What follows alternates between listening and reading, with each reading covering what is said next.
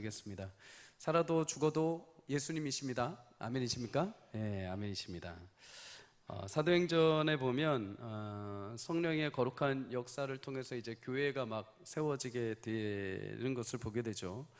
나중에 저희가 교회에 또 기회가 있으면 사도행전에 나온 초대교회를 보면서 또 롤모델로 삼아 우리 교회가 또 새롭게 나아갈 방향을 함께 비전을 제시하고 함께 나누는 시간을 가질 텐데, 성령의 역사를 통해서 하나님께서 교회를 생성하시고 교회의 역사들이 어떻게 이루어지는지를 보면 앞으로 교회에서 우리가 신앙생활하며 교회가 어떤 방향으로 가야 할지가 보여지게 됩니다. 그런데 이렇게 하나님의 비전이 보임과 동시에 하나님 나라가 확장되어 감과 동시에 이 하나님의 비전에 저항하고자 하는 힘도 동일하게 반작용으로 일어나는 것을 보게 되죠. 사도들이 복음 전파를 통해서 많은 사람들에게 예수님을 믿고 성령의 세례를 받게 합니다. 그와 동시에 그 예수님을 전하는 자나 예수님의 복음을 들은 모든 자들이 동시에 핍박과 고난이라는 저항과 마주하게 됩니다. 베드로와 요한이 옥에 갇히기도 하죠. 그리고 최초로 집사 스데반이 순교를 합니다. 예루살렘에 있던 성도들이 핍박을 당해서 여러 지역으로 흩어지기도 하죠.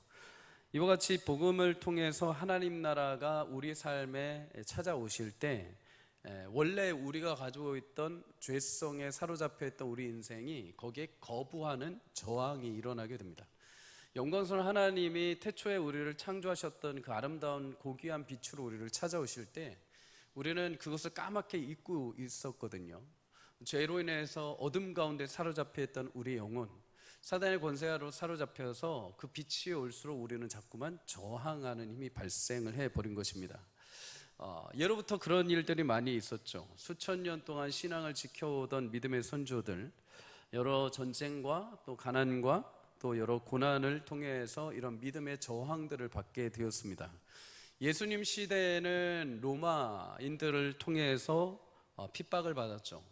믿음의 신앙을 고백을 하면 사자우레에 집어넣기도 하고 칼로 톱으로 썰어 죽이는 핍박도 당했습니다.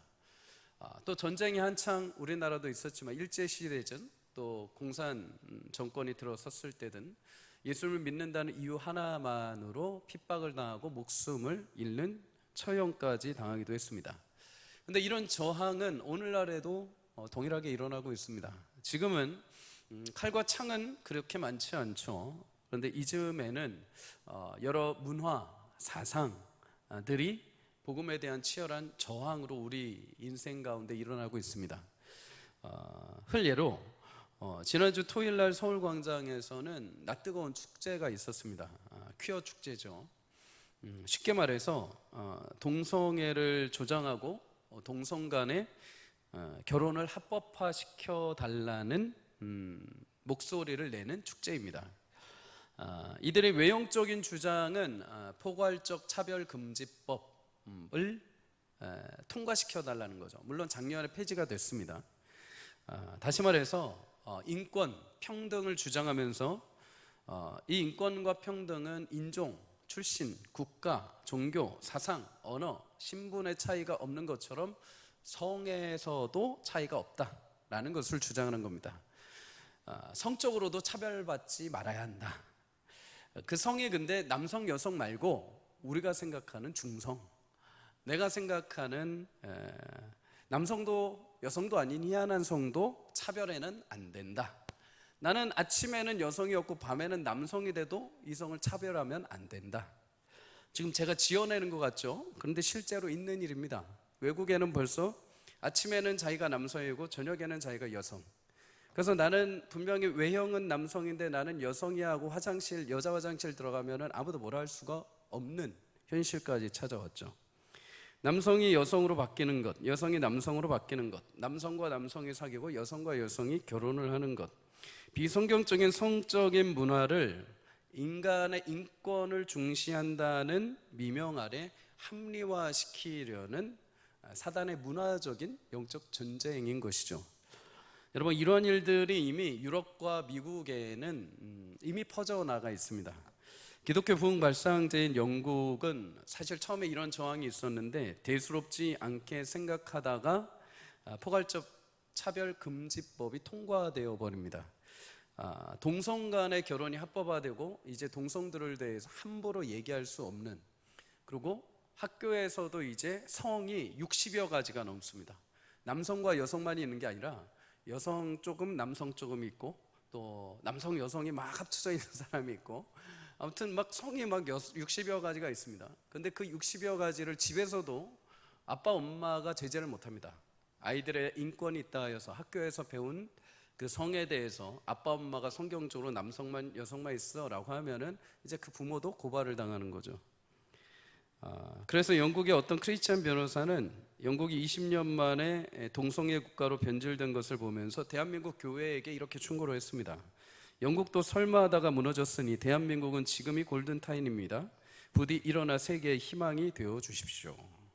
얼마나 자기 나라의 이 무너진 영적인 현실을 보면서 애통해하면서 지금은 막 그것을 회복하려고 해도 회복이 안 되는 겁니다. 너무 거센 겁니다.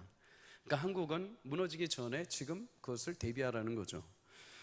미국도 이미 고등학생 가운데 4분의 1 이상이 성적으로 자신을 게이나 레즈비언으로 여기는 아이들이 있습니다.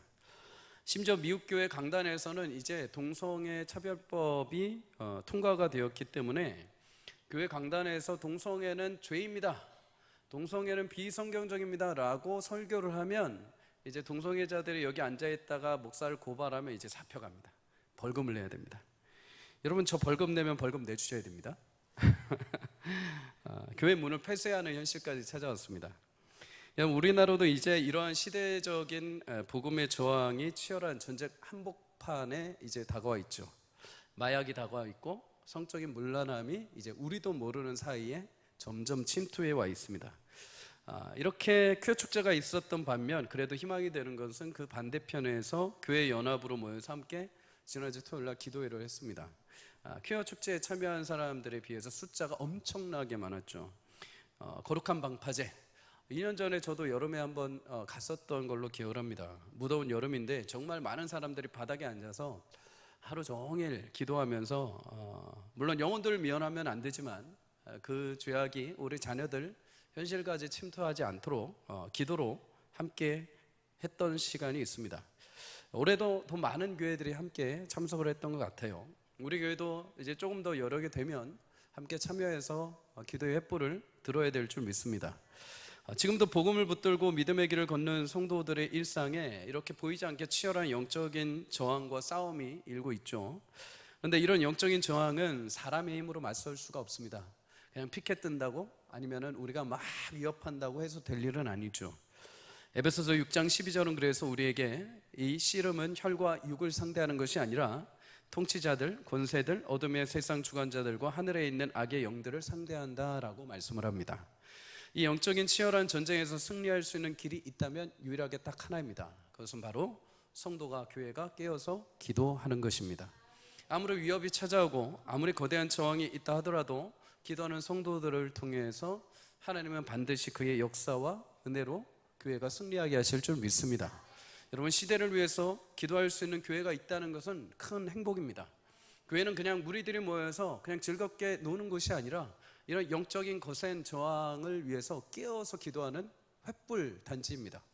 여러분들이 함께 모여서 기도할 수 있는 교회가 있다는 것 참 행복이고 축복이고, 또 교회 모일 때마다 그렇게 깨어서 기도할 수 있기를 주의 이름으로 축복합니다. 모여서 여러 가지 교제 시간이 있을 겁니다. 대화도 하시고 즐거운 얘기들도 나오십시오. 그러나 마지막에 반드시 헤어지실 때 꼭 한 가지씩은 기도하십시오. 교회를 위해서, 자녀를 위해서, 나라를 위해서, 또 우리 귀한 교회 복음 전파를 위해서 꼭 기도하고 가십시오. 교회의 사명과 목적은 이 나라와 민족과 영혼들을 위해서 기도하는 것에 있는 줄 믿습니다. 여러분, 모여서 늘 끼어 기도함으로 우리 민족, 또 우리 자녀들, 다음 세대 앞날에 하나님의 놀라운 응답과 역사가 있기를 주의 이름으로 축복합니다. 오늘 본문에도 보면 안디옥 교회가 세워질 정도로 복음이 놀랍게 이렇게 전파되고 있는 현실 가운데 여전히 일상에서는 저항이 치열하게 부딪혀 오는 것을 보게 되죠. 바로 헤롯 왕이 교회를 핍박하는 내용이 담겨 있습니다. 오늘 1절에서 3절 다시 한번 읽도록 하겠습니다. 시작.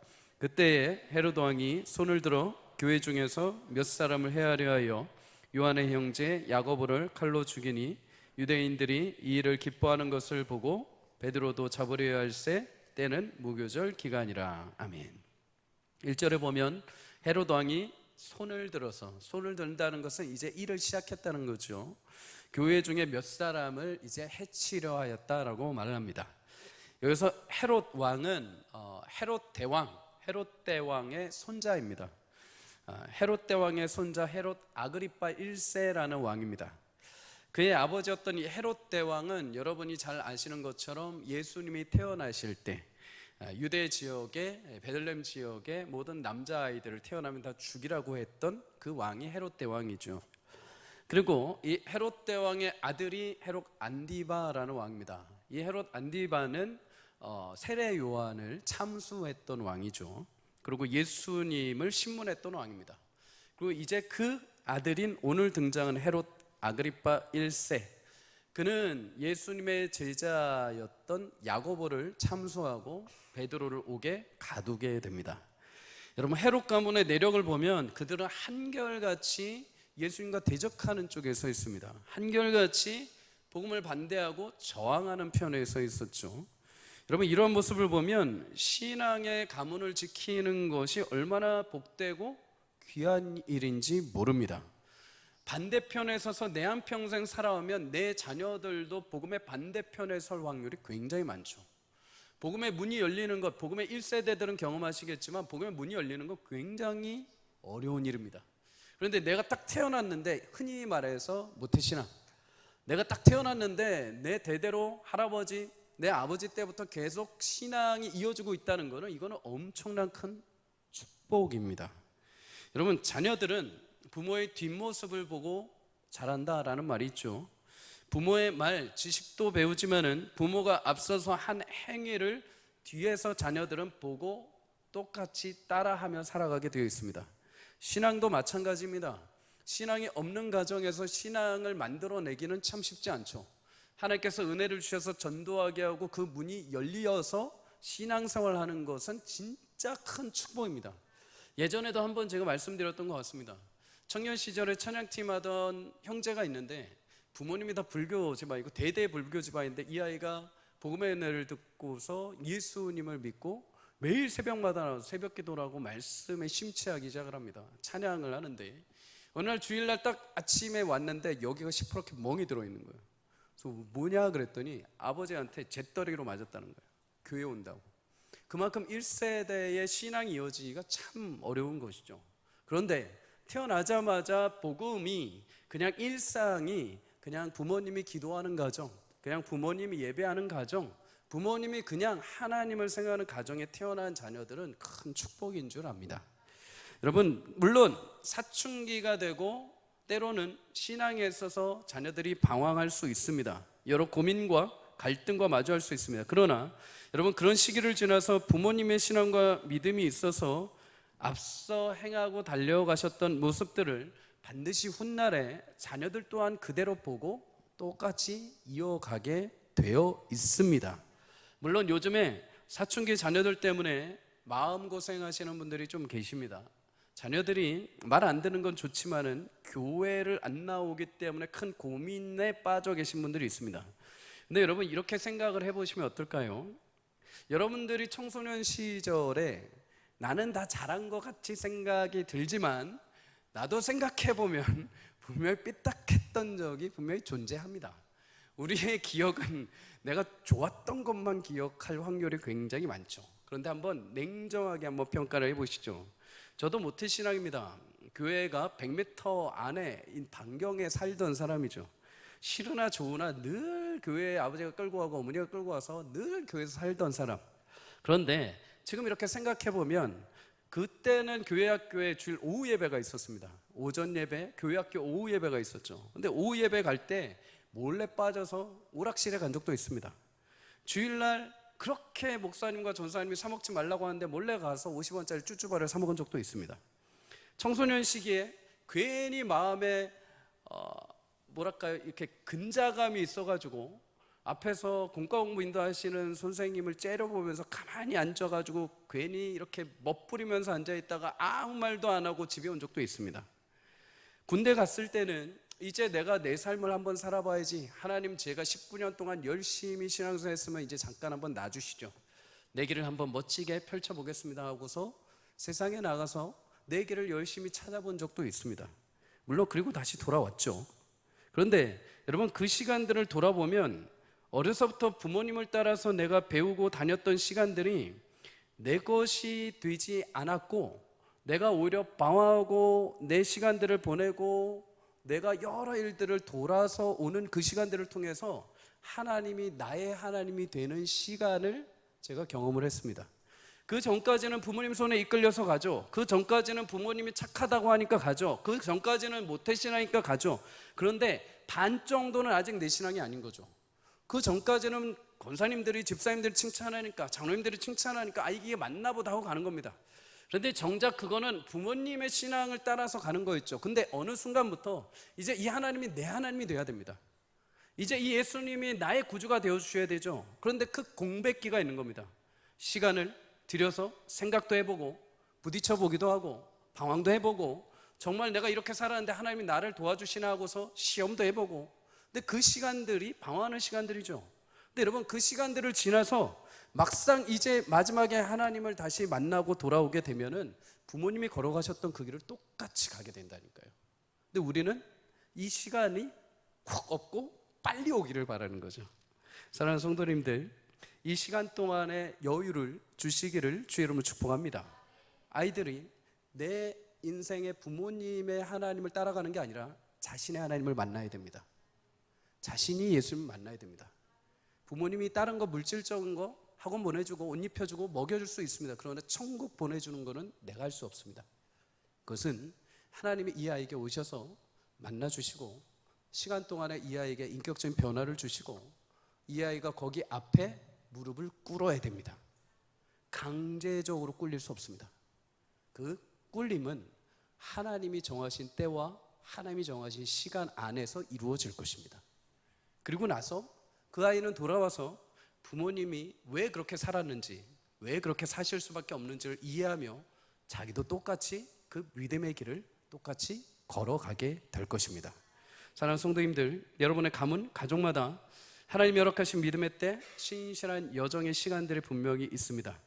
내가 하나님께 만나서 붙들림 받고 하나님과 함께 동행하며 걸어갔던 그 순간, 또한 내 자녀들이 앞으로 하나님을 만나고 하나님과 그 수많은 방황과 갈등 속에서 하나님 안에 지어져가는 그 시간과 방법이 분명히 존재합니다.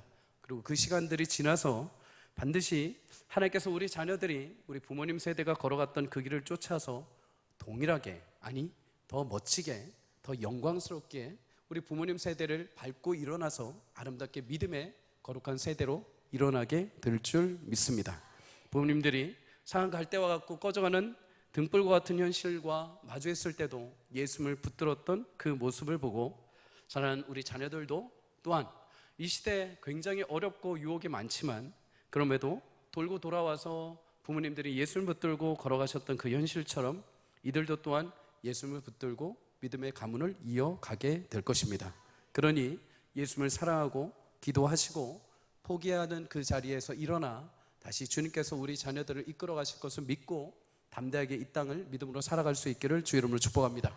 매일 한숨 나오고 매일 눈물 나오고 매일 걱정이 이만큼까지 차올라도 하나님을 신뢰하십시오. 하나님이 반드시 신명기 5장 10절의 말씀처럼 하나님이 약속하신 대로 하나님을 사랑하고 약속을 지키는 모든 자에게 천대까지 은혜를 베푸시는 영광과 기쁨을 허락해 주실 줄 믿습니다. 오늘 본문에 헤롯 아그리파 1세는 혈통적으로 한 가지 특징이 있었습니다. 그의 할머니, 그의 어머니 모두 유대인 출신이었죠. 특별히 그의 할머니는 과거 유대 왕조의 혈통 중에 한 명이었습니다. 그런 자신의 혈통을 자랑스러워하면서 이 아그리파 1세는 유대인들에게 그걸 가지고 어필을 한 거죠. 나도 너희와 피가 반 섞여 있다. 그와 동시에 이 유대인들에게 어떻게 해서든 인기를 얻어야 했습니다. 로마에서 자신에게 직분을 준 그 유대 지역을 통치하는 이 왕권을 잘 유지해 가기 위해서는 이 유대에서 분란이 일어나면 안 되는 거죠. 그러니까 유대인들의 마음을 어떻게 해서든 잘 흡족하게 만들어 주는데 신경을 썼습니다. 그래서 유대인들이 요즘에 뭐를 좋아하는가 라고 보았을 때 유대인들의 마음 가운데 한 가지 걱정이 있었습니다. 그게 무엇이냐? 복음을 전하는 그리스도인들 때문에 조금씩 마음에 걱정이 생긴 겁니다. 이전까지는 그리스도인들이 그렇게 많지 않아서 그냥 유대인들이 자기들의 분파 정도로 여겼습니다. 그런데 시간이 지나면서 교회가 점점점 커지고 교회가 급진적으로 성장하자 이제 유대인들은 자신들의 권리와 자리에 대해서 굉장히 위협을 느끼게 되는 거죠. 그러면서 어떻게 해서든 이제 그리스도인들을 제어시켜야 되겠다. 제어시키기 위해서는 그들의 앞잡이들을 처형시켜야겠다라는 마음이 있었습니다. 근데 자신들은 스스로 그런 마음 품지만은 해결할 수가 없는 거죠. 근데 이 마음을 헤롯 아그리파 1세가 알게 됩니다. 옳거니 유대인들의 환심을 사기 위해서 내가 이것을 해결해 주겠다라고 마음을 먹게 되죠. 그리고 교회에서 본보기로 두루두루 살펴서 누구를 잡을까 하다가 오늘 본문에 야고보가 걸리게 되는 것입니다. 여러분, 오늘 헤롯 아그리파 1세의 이 모습을 보면서 우리가 두 가지, 먼저 한 가지 교훈을 얻게 됩니다. 첫 번째 무엇이냐면 진리 안에 있을 때 내 힘과 능력이 선하게 사용될 수 있다는 것입니다. 내가 아무리 힘과 능력이 있어도요, 진리 안에 바른 예수 그리스도 안에 있지 않으면 이 힘이 얼마든지 위협과 칼이 될 수 있습니다. 통제되지 않는 힘, 합당하게 사용하지 않는 물질, 오히려 이것은 폭행과 뇌물로 사용될 수가 있죠. 여러분, 식탁에서 부모님에게 칼이 있다는 것은 그것은 맛있는 요리를 만들기 위한 도구가 됩니다. 그러나 강도에게 칼이 있다는 것은 그것은 상대방을 위협하는 도구가 되는 거죠. 동일한 힘이 있지만 그것을 어떤 의미에서 어떻게 사용하느냐에 따라서 그 결과는 완전히 달라지게 됩니다. 내게 주신 힘과 능력을 나를 위해서, 나의 인기를 위해서, 나의 안위를 위해서 사용하게 될 때 그 목적을 이루기 위해서 다른 이에게 칼날이 다가게 됩니다. 죽음의 위협의 도구가 되는 거죠. 반면 그 힘과 능력을 진리 안에서, 예수 그리스도 안에서, 사랑 안에서 사용하게 될 때 세상에서 가장 아름답고 열매 맺는 선한 도구로 사용이 될 줄 믿습니다.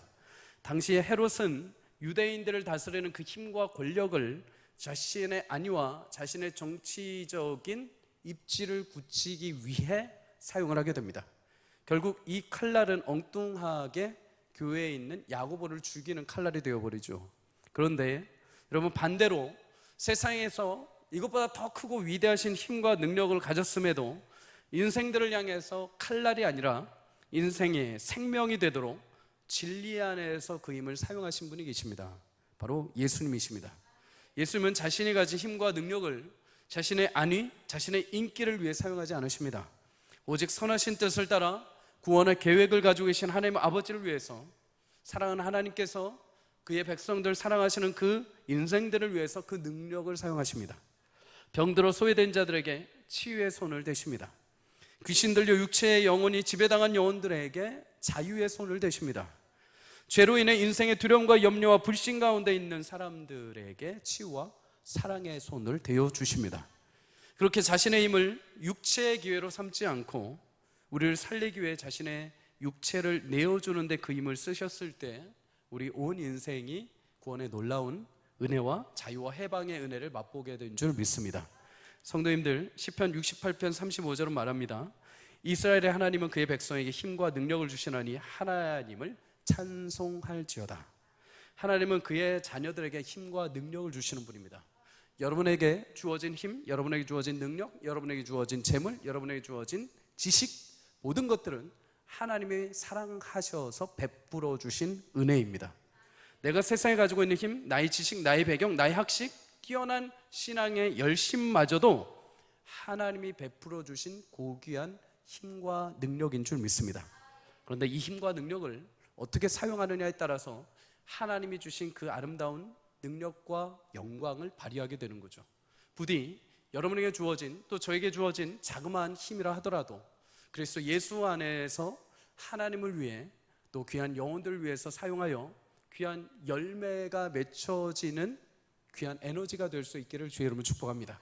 우리의 작은 힘과 작은 노력이 다른 세상의 어떤 칼날이 되지 아니하고 오직 영혼을 살리는데, 교회를 세우는데, 또 나의 가정을 일구는데, 나의 사업장을 하나님의 축복의 통로로 사용하고 내게 주신 학교의 지역과 학업의 일상이 하나님께서 베풀어 주시는 수많은 영혼들을 위해서 그 지식이 사용되고 선용될 수 있는 귀한 도구가 되기를 주의 이름으로 축복합니다.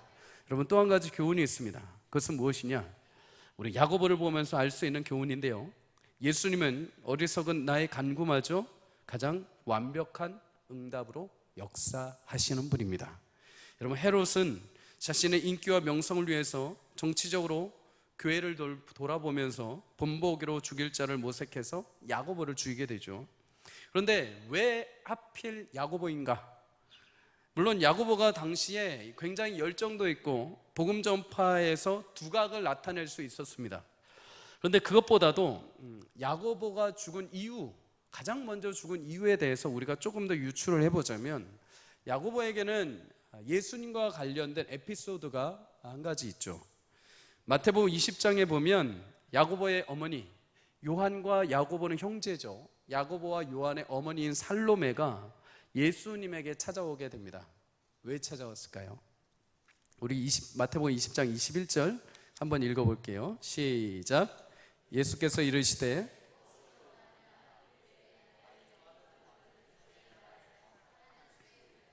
하나는 주의 좌편에 앉게 명하소서. 아멘. 자, 뭘 한 것 같습니까? 네, 청탁을 한 거죠. 청탁을 예수님에게. 여러분, 자식을 향한 어머니들의 마음은 다 비슷할 겁니다. 내 자식 어떻게 해서든 잘 되게, 내 자식 어떻게 해서든 좀 자존감도 키워주고, 또 예수님 옆에서 좀 그럴듯한 자리를 차지할 수 있도록 엄마 살로메가 와서 이제 자식들에 대한 청탁을 예수님에게 하죠. 무턱대고 예수님에게 찾아와서 자신의 아들들이 나중에 예수님이 이제 영광의 나라, 로마를 무너뜨리고 영광의 나라를 세우실 때 우리 자식들을 좌우편에 한 자리씩 끼어앉게 해주십시오. 물론 야고보와 요한의 이 어머니의 요청은 인생 역전을 위한 세상적인 자리에 대한 요청입니다. 예수님이 세우실 나라가 이 땅의 나라로만 생각을 했던 것이죠. 그래서 예수님이 22절에 너희가 구하는 것을 알지 못한다라고 말씀을 합니다. 지금 단지 눈에 보이는 예수님의 나라가 영원하신 하나님 나라인데, 눈에 보이는 이 땅의 나라 정도로 생각해서 내가 나중에 로마 왕을, 황제를 무너뜨리고 내가 여기 왕권을 잡을 때 그냥 그 옆에 국무총리 정도 자리에 앉게 해달라고 청탁을 했는데, 너희는 지금 너희가 구하는 거 알지 못한다. 너희가 지금 내 나라가 무슨 나라인지 아직 모르고 요청을 하는 거다. 이렇게 말씀을 하는 거죠. 그런데 이때 예수님이 여기서 그냥 딱 끝내버리시면은 이 얘기가 좀 재미가 없었을 텐데, 여기서 예수님이 계속 이어가십니다.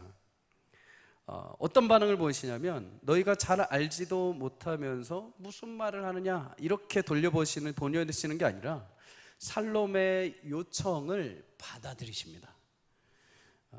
어머니들, 그러니까 기도 열심히 하셔야 됩니다. 말도 안 되는 요청도 하나님 들으십니다. 여러분, 야고보와 요한에게 예수님이 그 청탁 이후에 뭐라고 하시냐면, 너희가 진짜 내가 마시려는 잔을 너희가 마실 수 있겠느냐 하고 물어보십니다. 어머니 살로메와 야고보, 요한은 세상적인 눈의 가치로 저희 한 잔씩 해주십시오, 저희가 그거 열심히 하겠습니다, 이렇게 예수님에게 말하는데, 예수님은 하나님 차원에서 니네가 진짜 그 잔을 마실 수 있겠냐 하고 물어보십니다. 이때 이 잔은 야고보와 요한이 생각하기에는 예루살렘에 세워질 왕국의 잔, 왕 자리 옆에 있는 어떤 좀 직급이 있는 축배의 잔인가 보다 생각하고 멋지게 말을 합니다. 네, 할 수 있습니다. 그런데 예수님은 그 잔이 이 세상의 잔이 아니라 십자가의 잔이었죠. 영광의 나라의 잔입니다. 예수님은 이 잔을 얘기하셨는데, 야고보와 요한은 세상의 잔인 줄 알고 네, 우리가 마실 수 있습니다 하고서 생각 없이 대답을 한 겁니다. 여러분, 예수님이 이 대답을 들으시고 마태복음 20장 23절에 뭐라고 하시냐면, 너희가 과연 내 잔을 마실 것이다. 대답 한번 잘못했는데 그 진짜로 이제 마시게 생겼습니다. 그들의 어머니 살로메와 야고보와 요한은 세상적인 차원에서 예수님에게 간구하고 잘못된 질문을 하고 오해해서 답을 했는데, 예수님은 그렇게 부족하고 무지한 간구 속에서도 하나님의 제자로서 요구되는 하나님 나라의 차원에서의 응답을 베풀어 주셨습니다. 그리고 마침내 오늘 본문에 그날의 그 작은 생각 없이 그 잔을 마시겠습니다 라고 했는데, 예수님은 그 대답을 영광스러운 응답으로 만들어 버리셨습니다.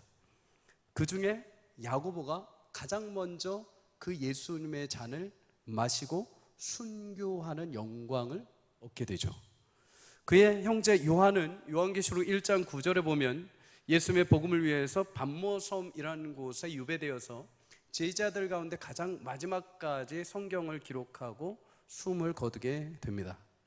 여러분, 인간적인 측면에서 보면 말도 안 되는 실수죠. 이해 부재이고 연약한 자들의 요청입니다. 그런데 예수님은 여러분, 그 요청과 응답이 헛된 관구로 끝나는 것이 아니라 전하고 간구한 자는 부족할지 모르지만 응답하신 예수님은 그 잔을 영광스러운 잔으로 응답해 주셨습니다. 구한 자는 이 세상에 그냥 쏟으면 없어질 잔을 구했는데 예수님은 그들의 잔을 영광스러운 잔으로 응답을 해주셨죠. 성도님들, 야고보와 요한 이 두 사람은 성격이 굉장히 폭발적인 성격으로 예수님이 우레의 아들이라고 별칭을 주실 정도였습니다. 번개의 자식들, 갑자기 화가 나기도 하고 막 열정을 내기도 하는 이 아이들. 야고보는 그래서 사마리아 한 마을에 들어갔을 때 사마리아인들이 제자들과 예수님에 대해서 반감을 적대시할 때 예수님에게 뭐라고 하냐면, 주여, 우리가 하늘에서 불을 명하여 저들을 멸하기를 원하십니까? 말씀만 하십시오. 우리가 기도해서 불 확 내려서 저들 다 쓸어버리겠습니다. 불같이 일어나는 성격이죠. 그럼에도 야고보는 예수님이 늘 변화산에도 끌고 가셨습니다. 가시는 곳마다 베드로와 야고보, 요한은 항상 끌고 가셨습니다. 회당장 야이로의 딸을 살리실 때도 주님은 끌고 가셨습니다. 예수님이 기도하실 때도 근접까지 끌고 가셨습니다. 그렇게 끌고 다니시면서 야고보에게 이제 네가 마실 잔은 이렇게 화나가지고 막 불을 쏘는 잔이 아니라 내가 걸어가는 잔, 내가 마침내 죽어야 될 십자가의 잔이 무엇인지 조금씩 보여주시기 시작을 한 거죠. 그리고 마침내 그 불같았던 성격의 소유자 야고보는 이제 마지막 오늘 본문에서 이게 예수님이 내게 명하셨던, 허락하셨던 그 잔이구나 라는 걸 인식하고 자신의 목에 칼이 닿는 그 순간까지 예수님 말씀하신 그때 그 잔을 그 목에서 떼지 않고 그는 믿음을 지키고 순교의 자리에 서게 됩니다. 오늘 본문은 2절에 보면 야고보의 죽음을 아주 명확하게 딱 한 문장으로 끝냅니다. 스데반에 대해서는 이러쿵저러쿵 얘기를 막 하는데 야고보는 딱 한 문장으로 끝내죠. 왜 그럴까요? 이게 지극히 예수님이 마시는 잔, 똑같이 야고보가 당한 잔이 이게 굉장히 명확하다는 것입니다. 이것에 대해서, 그의 죽음에 대해서 이래 하고 다른 이유가 될 필요 없이 하나님이 그에게 예정하신 잔이기에 야고보가 그때 죽었다라고 끝을 내는 것이죠. 사랑하는 성도님들, 우리가 기도하고 소망을 품을 수 있는 것은 내가 하는 기도의 어떤 수준, 내가 기도할 때 쓰는 어떤 멋진 단어가 아닙니다. 나는 오늘 이 형편에서 최선을 다한다고, 내가 다 안다고 기도하지만 정말 미약하고 모르고 기도할 때가 있죠. 정작 뭘 위해서 기도해야 될지도 모르고, 정작 기도의 자리에 섰지만 너무 마음이 무너져서 그냥 주님 주님 하면서 한탄하면서 한마디 한마디 하기가 너무나 어렵죠. 여러분, 그런데 미련하고 부족한 기도를 할지라도 그 기도에 소망이 있는 이유는, 미련하고 부족하고 힘들고 어렵지라도 그래도 기도의 자리에 나와서 기도해야 하는 이유는, 내 기도는 연약하고 부족할지 모르지만 듣고 응답하시는 분은 하나님이십니다. 영광스러운 분입니다. 내가 부족하고 내가 이 수준이라고 해서 하나님은 이 수준으로 응답하시는 게 아니라, 나는 이것밖에 되지 않지만은, 나는 눈에 보이는 잔만 구했을지 모르지만은 하나님은 응답하실 때 하늘의 잔으로 응답하신다는 것입니다. 가장 완벽하게, 가장 영광스럽게 응답하시는 거죠. 사랑하는 성도님들, 그래서 기도의 자리는 축복의 자리입니다. 기도의 자리는 그냥 주문을 외운 자리가 아니라 나의 부족함과 나의 연약함이 토로되지만 하나님의 역사와 영광이 응답으로 임하시는 자리입니다. 성도님들, 매 순간 기도하고 간구할 때마다 나는 부족하고 내 기도는 연약하고 나의 구하는 것조차 내가 지금 어떤 것을 구하는지도 모르겠고 어떤 현실인지도 모르겠지만 그저 주님, 저는 미약하고 부족하지만 응답하시는 분은 하나님 여호와이신 것을 믿습니다. 나는 이 정도 생각까지밖에 못하고 지금 한탄하고 지금 이것 때문에 눈물 흘리지만은 하나님 이것조차도 하나님의 영광의 잔으로 응답하실 줄 믿습니다. 그렇게 간구하며 나갈 때 하나님께서 우리는 부족하지만 주님의 놀라운 영광으로 응답하시는 은혜를 베풀어 주실 줄 믿습니다. 여러분, 이렇게 야고보의 죽음이 있은 이후에 유대인들이 어떻게 반응했을까요? 마음에 찔리지 않습니다. 3절에 보면 그들의 이 일을 기뻐했다라고 말합니다. 눈에 가시와 같았던 야고보가 죽자 유대인들이 마치 자신들이 승리한 것처럼 매우 기뻐한 거죠. 유대인들이 이렇게 기뻐하자 헤롯 아그리파 1세는 신이 났습니다. 탄력을 받습니다. 유대인들이 너무 좋아하네. 그러면 한 명 더 죽여볼까? 하면서 이번에 조금 더 센 놈을 잡아보자. 그게 베드로였습니다. 사도로서 대표성을 가진 베드로, 그를 바로 이어서 잡아 옥에 가둡니다. 베드로를 바로 죽이지 않은 이유는 유월절 이후에 지켜지는 무교절 기간이었기 때문입니다. 이스라엘 백성들은 유월절 기간에는 함부로 처형하거나 함부로 심판할 수 있는 권한이 없었습니다. 이 기간이 끝나고 나서 이제 베드로를 준비시켰다가 멋지게 옥에서 딱 끌고 나와서 처형을 하면 이제 내 자리는 더 확고해지겠지라는 생각으로 베드로를 옥에 가두게 된 것이죠. 그런데 여러분, 베드로는 어떻게 될까요? 우리가 다음 주에 또 이어서 나누겠지만 그는 옥에서 살아나오게 됩니다. 주의 사자가 그를 이끌어낸 것이죠. 그렇다면 여러분, 어떻게 이런 놀라운 일이 베드로에게 일어날 수 있었는가? 오늘 5절을 우리 함께 읽도록 하겠습니다. 시작. 이에 베드로는 옥에 갇혔고 교회는 그를 위하여 간절히 하나님께 기도하더라. 아멘. 여러분, 성도 안에, 교회 안에 여러 가지 문제가 발생했을 때 누가 그랬대 하고 끝나는 것이 아니라 여러분, 오셔서 기도할 수 있는 은혜가 있기를 주의 여러분 축복합니다. 내가 문제가 있을 때 누군가가 또 기도할 겁니다. 누군가 문제가 있을 때 또 다른 누군가가 와서 기도할 것입니다. 기도의 동요의 끈이 끊어지는 순간 교회는 무너지게 되어 있습니다. 교회는 건물이 멀쩡하다고 해서 서 있는 것이 아닙니다. 하나님을 향한 기도의 끈이 계속 이어져 가야 되는 거죠. 그래서 우리 도구기도 팀이 계속해서 시간대별로 계속해서 기도를 하는 거죠. 교회 안에 기도의 불이 끊이지 않도록. 여러분, 아직 빈 시간이 많이 있습니다. 마음에 감동 주시는 분들은 전사님에게 문의하십시오. 여러분, 교회 안에 문제가 발생했을 때 가장 먼저 한 것은 모여서 기도하는 것. 야고보가 순교할 때도, 베드로가 옥에 갇혔을 때도 교회는 함께 모여서 이들을 위해서 기도합니다. 그리고 마침내 베드로가 옥에 풀려나게 되죠. 여러분, 사도행전에서 지금까지 우리가 말씀을 나누면서 사도들이, 그리고 제자들이, 그리고 교회가 모여서 행한 일이 딱 4가지로 압축이 됩니다. 첫째, 떡을 나누면서 교제를 한 거죠. 성도의 교제가 있어야 됩니다. 교회는. 두 번째, 말씀을 가르쳤습니다. 거룩한 말씀의 선포가 교회 안에 있어야 되죠. 세 번째, 서로 물건을 통용했습니다. 교회 안에 위로하고 서로 구제하는 게 있어야 되죠. 마지막으로 교회에 모여서 서로 기도했습니다. 여러분, 이 4가지는 반드시 교회의 존립이고 본질입니다. 이 4가지 중에 하나라도 빠져서는 안 되죠. 4가지가 아무것도 없고 다른 것에 우선순위를 둘 필요가 없습니다. 서로 교제하고 말씀을 나누고 물건을 통용하고 기도하는 것, 이것이 교회의 본질입니다. 모여서 기도하고 모여서 또 기도하고 기도의 응답과 역사를 맛볼 수 있기를 주 여러분 축복합니다.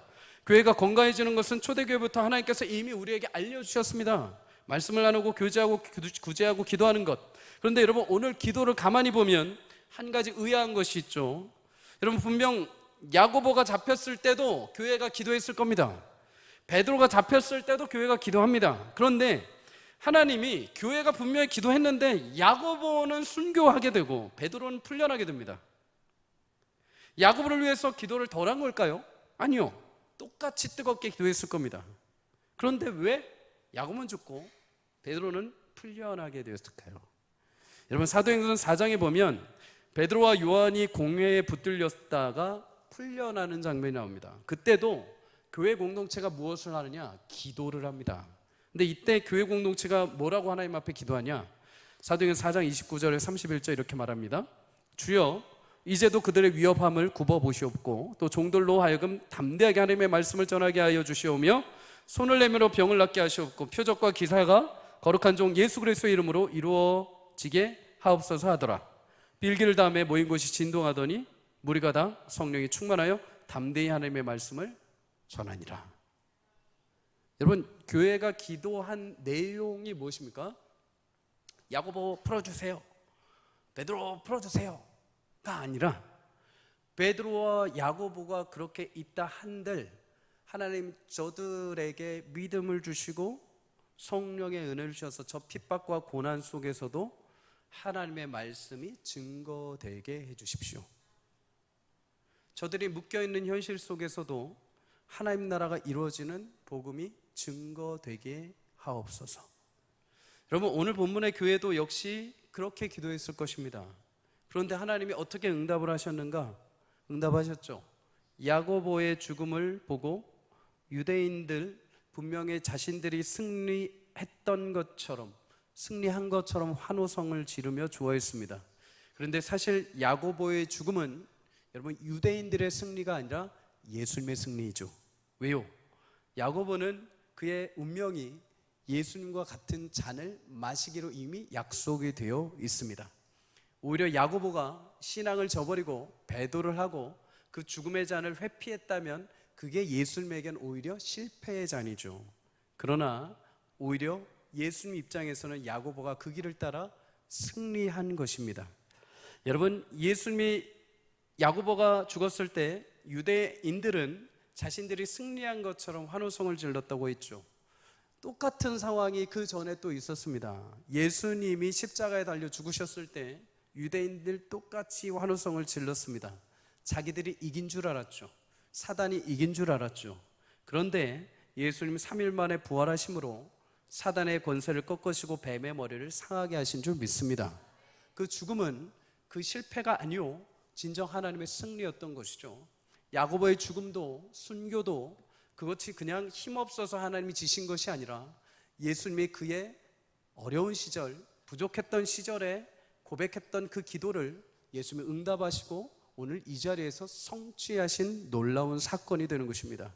그러면 여러분, 베드로가 살아난 기적은 무엇입니까? 하나님은 야고보의 순교함을 통해서 성도가 이 땅에서 대적을 이기는 승리가 무엇인지를 보여주셨습니다. 죽는다 해도 그것이 실패가 아니오 예수 그리스도 안에서 죽는다면 그것 또한 영광의 승리라는 것이죠. 동시에 베드로를 구출해 주시는 것을 보여주면서 하나님은 능히 감옥에서도 믿는 자들을 건져 주실 수 있는 영광의 주가 되심을 보여주신 것입니다. 헤롯은 여러분 이전에도 한번 베드로가 풀려난 것을 알고 있었기에 여러 명의 군사들을 데려다가 그를 꽉 붙들어 매고 있었습니다. 아무리 인간의 방법, 인간의 힘으로 그를 붙들려 해도 하나님의 권세가 더 큰 줄 믿습니다. 그렇게 세상의 감옥이 그를 가두려 해도 심지어 그를 도울 자가 아무도 없다 하더라도 하나님이 한번 임하시면 모든 것들이 풀리고 그가 옥문에서 나오는 역사를 통해 하나님은 지금도 우리가 간구하고 기도할 때 주님의 권능의 능력으로 일하신다는 것을 보여주신 것입니다. 사는 성도님들, 성도의 인생이 죽는다 하여서 패한 것도 아니요 산다 하여서 무조건 승리한 것도 아닙니다. 오직 성도의 삶은 살든지 죽든지 그 안에 그리스도가 존귀하게 되는 인생이 되도록 하나님이 역사하고 계시는 줄 믿습니다. 순교를 당하든 기적적으로 구출을 당하든 주님은 패배하지 않으시고 죽음 가운데서도 하나님의 뜻을 이루시고 풀림 가운데서도 하나님께서 영광의 능력으로 모든 것들을 파하시고 자유케 하신다는 것을 보여주시며 사도행전의 교회가 시작되었고 지금 우리 교회도 그렇게 하나님께서 성도들 이끌어 가신다는 것을 증명해 주셨습니다. 그래서 바울은 빌립보서 1장 20절에서 21절에 이렇게 고백합니다. 우리 다 함께 읽겠습니다. 시작. 나의 간절한 기대와 소망을 따라 아무 일에든지 부끄러워하지 아니하고 지금도 전과 같이 온전히 담대하여 살든지 죽든지 내 몸에서 그리스도가 존귀하게 되게 하려 하나니 이는 내게 사는 것이 그리스도니 죽는 것도 유익함이라. 아멘. 사랑하는 성도님들, 이런 믿음의 고백이 우리 가운데 있기를 주의 이름으로 축복합니다. 꼭 살아서 뭐가 잘 돼서 하나님이 일하시는 것만은 아닙니다. 나를 향해서 하나님께서 계획하신 것들이 때로는 고난이고 때로는 핍박이고 눈물일지라도 그것을 지나서 하나님께서 내게 예정하신 것이 성취된다면, 그리고 내 안에 예수님이 계시다면 내가 높아지든 낮아지든 그 모든 현실 속에서도 일하시는 하나님이 물론 나를 붙들고 계시기에 우리 모두는 그리스도 예수님의 은혜로 승리하는 삶이 되는 줄 믿습니다. 야고보의 순교, 베드로의 풀림도 모든 것이 하나님의 역사와 계획 가운데 이루어진 사건입니다. 여러분과 저의 인생도 마찬가지일 겁니다. 때로는 내 인생에 어두운 순간이 찾아와서, 때로는 반대로 화려한 꽃을 피는 순간이 찾아와도 그 모든 것이 다 하나님의 주관이요 하나님의 섭리의 시간인 것을 기억하시며 오늘도 사나 죽으나 내 안에서 그리스도만이 드러날 수 있는 귀한 주의 백성들 되기를 주의 이름으로 축복합니다. 그럴 때 하나님께서 그 10년 가운데 역사하셔서 하나님께서 여러분을 통해서 드러나게 하시고자 하시는 하나님의 영광스러운 교회로서의 참된 기쁨과 해방과 자유함과 그 놀라운 그 구원의 성도에 이르는 반열에 이르게 하실 것입니다. 그 믿음을 가지고 담대하게 한 주를 또 살아내시는 주의 백성들 되시기를 주의 이름으로 간절히 축복합니다.